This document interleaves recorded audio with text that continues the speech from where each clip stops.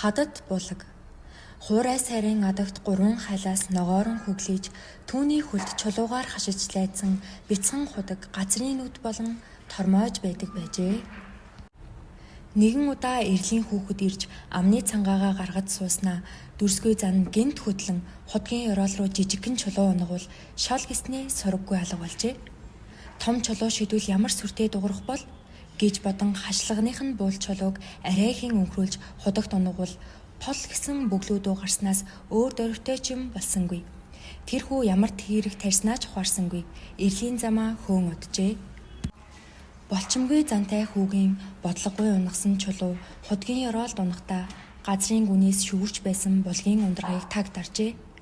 Удсан ч үгүй худгийн ус ширгэж хавийн ургамал гуниглан гандаж цаглагар 3 хайлаас хүртэл гиншин хатаж мөчрөн нүцгэрэн тэнгэрээс хургуйн сар байв. Хайлаас дамжин жиргэж байсан богшрог нисэн одож хаа нэгтээ уянгалан байсан дуу их шиг тасарч эрэлчин явуулын хүмүүсч бууж тугалахаа болж ил хөл болон хоцорчээ.